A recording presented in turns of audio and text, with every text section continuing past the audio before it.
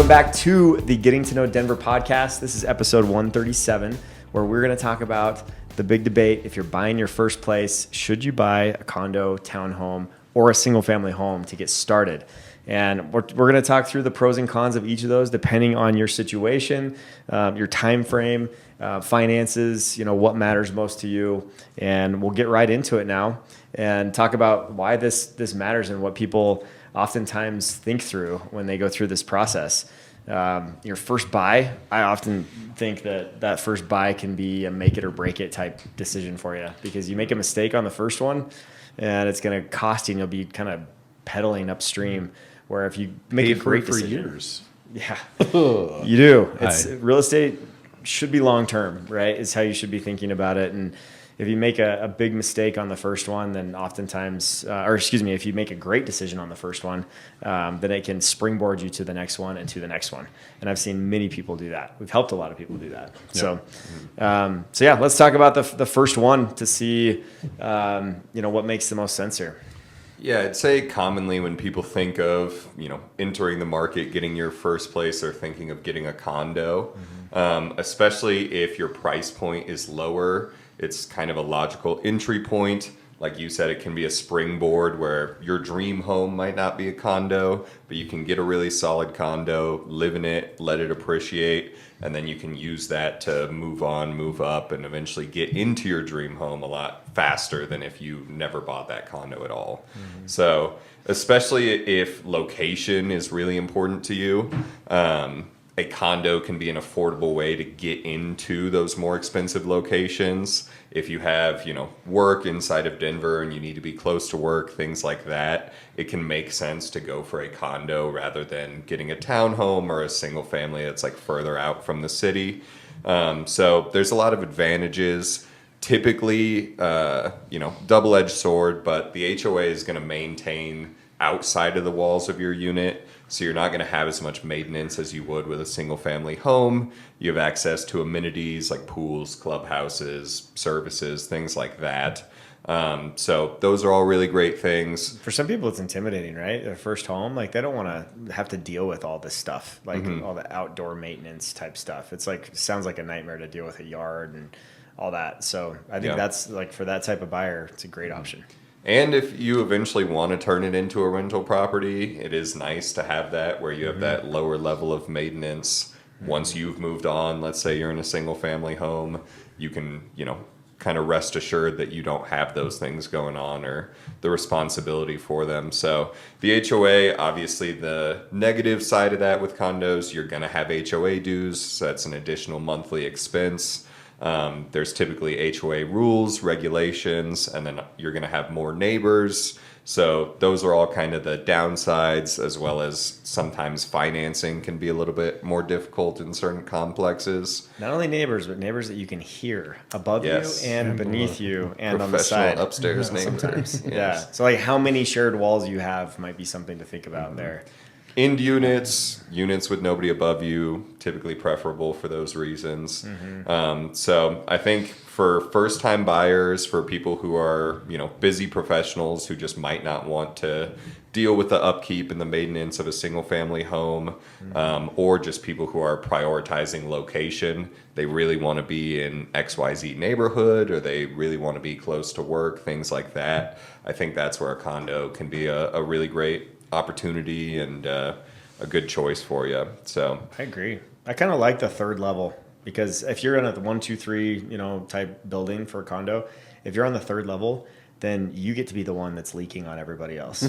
And you get to be the one that is stomping or doing an exercise workout and everyone else complains about you. But you're not the one down below complaining about everybody else above you, or getting that like mold issue from your neighbor whose shower is leaking. Like that would be a bummer to me. So I don't know. I kind of like that, even though the stairs can be a little bit of a challenge for some, especially carrying groceries. I remember doing that in a lot of apartments or condos that I've lived in. But did you do it all on one trip?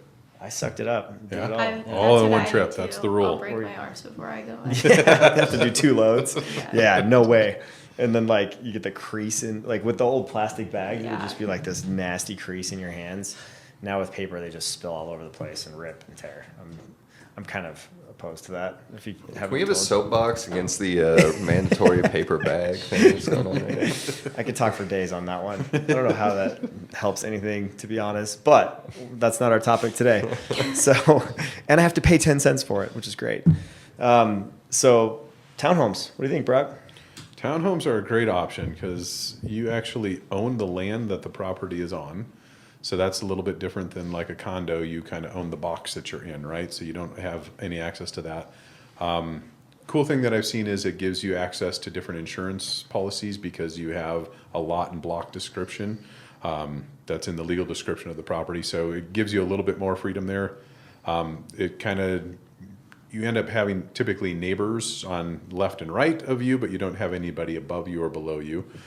So you don't have like the Hollywood squares where you're going to kind of look up and look down and all the way around. So there's some advantages there. Typically, sometimes you'll get a garage, so you've got a place to park your vehicle and stuff like that, and you generally have a little bit more space. So. So that's the other part that I like. Typically, you kind of got ground level entrance, so you're not going to be going through flights of stairs as much. But if you want to break your arms carrying groceries, you certainly can. So it's a good way to go between like the apartment style living that you get with a condo versus the single family home. You typically still have an HOA that does some of the big things for you, but so if you want to travel for a long weekend or if you're gone for a couple months at a time, someone else is taking care of your snow removal. You just have to worry about everything that's inside of your wall. Your insurance policy is a little bit less because typically your HOA covers a lot of the exterior maintenance. So, and that's starting to change where most of the exterior maintenance is starting to become more on the homeowner. So the HOA doesn't have as much liability, but it varies from unit to unit. So. Great for younger buyers. Again, the privacy aspect, right? So you've got thicker walls on either side, but sometimes you get an end unit where you only have one neighbor, so you have a better option there.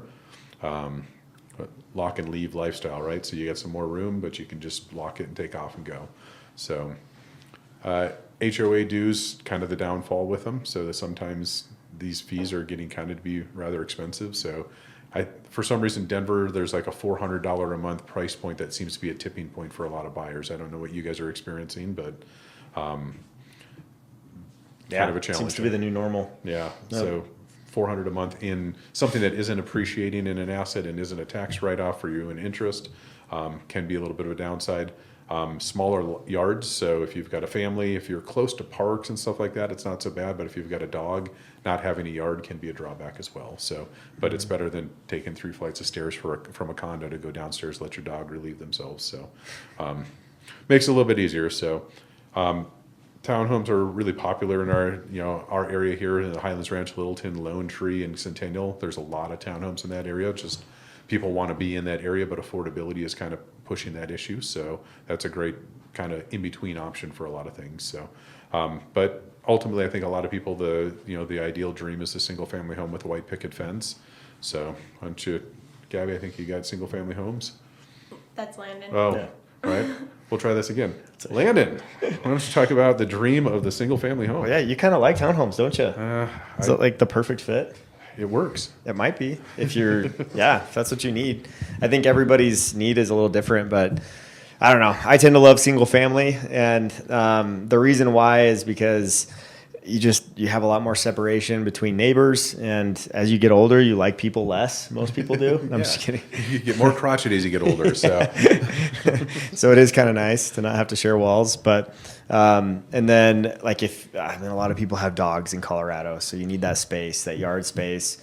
A lot of people have kids also. So like having a little space for the kids to run around, I think my kids would just like go it would be nuts, like the absolutely madness if we didn't have a backyard for them to play in.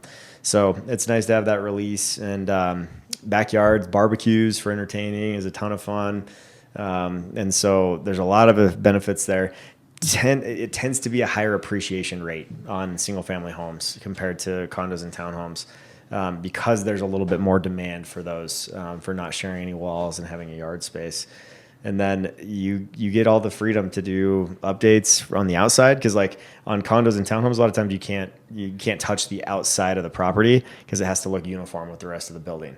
Where with a single family home, I can put my own shutters on, my own paint style, my own garage, whatever I want to do, and it's cool. unless you live in an HOA that restricts you from doing that. But most of the time, there's a lot more leniency there in these big HOAs to do what you want there.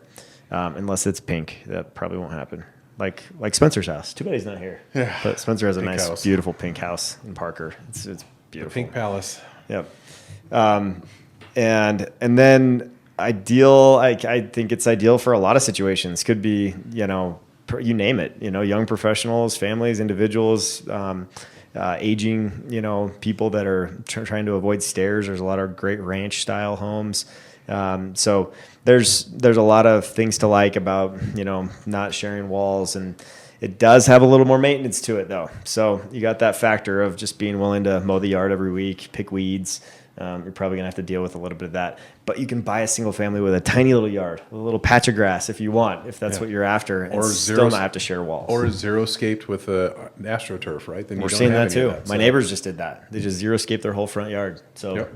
it's you can do what you want there, depending on how much time you want to dedicate on your Saturdays to maintaining your yard. That's something to think about.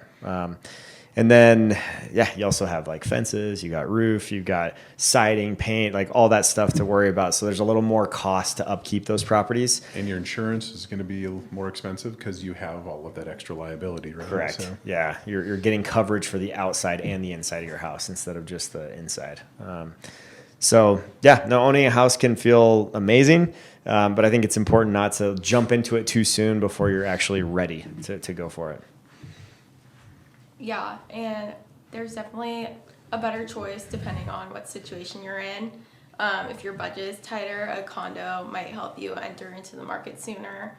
And if you want balance, a townhome often provides the best middle ground, kind of giving you some of the aspects of the single family home while still having some of that affordability of the townhome, as well as less maintenance. But if you do need more space, then the house might be worth stretching for if you can do that and still be within your means. And then if you might move soon, a condo or townhome may provide the flexibility that you need depending on the market conditions and your maintenance needs. And if you hate repairs, then a condo or townhome community may reduce your day-to-day ownership stress. So, yeah. For sure. Yeah. And I think like one of the biggest mistakes that some people make is they just wait too long before they instead of buying something, they wait for 5 years to buy like what they really want, right? And then by the time they get there, that house is not affordable to them because the market's grown faster than they could save, right? And so that's a big challenge. And I like it sounds kind of funny now, right? Because we haven't grown in 4 years. However, if you were in 2015 and you were holding out, waiting to afford something bigger and you didn't buy anything, then you got way behind the eight ball.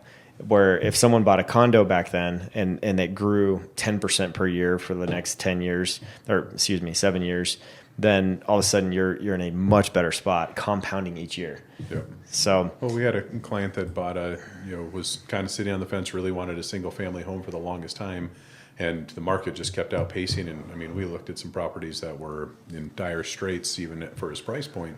So we ended up going with a townhome, and he just latched onto this home improvement and modeled it like, I don't think we've ever been to a listing appointment where you walk in and there's a 25-year-old single guy who lives in a property, and you walk in, you go, there is nothing I would change. It is show ready to go right now. And he almost doubled his money in, owning the place for just a few years. So with the improvements that he put into it and everything else, so that was a great way for him to springboard into his more long-term plan.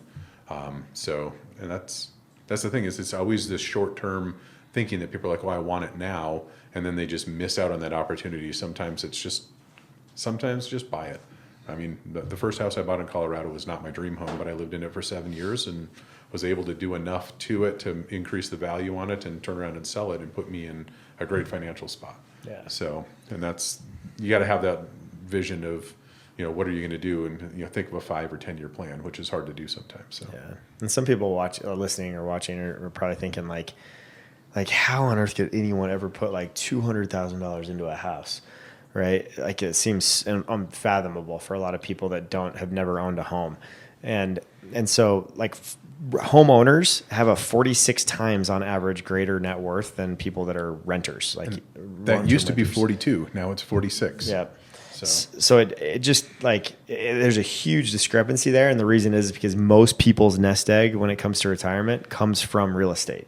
89% of millionaires in the Millionaire Mind and the Millionaire Next Door books, when they surveyed them, they said that like they attributed real estate as the number one factor to how they became a millionaire, right? And so real estate can help you in so many ways, whether it's tax advantages, whether it's appreciation, whether it's cash flow, but doing what's best for your situation, whether it's condo, townhouse, or single family, can absolutely set you up for the future, or it can really set you behind.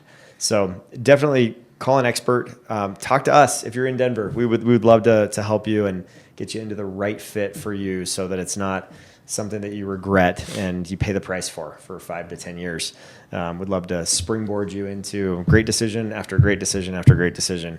And fundamentally, if you follow certain fundamentals, a lot of them we talk about on this show, will help you do that and guide you through that process. So thanks for listening. We appreciate you, and we'll catch you on the next episode.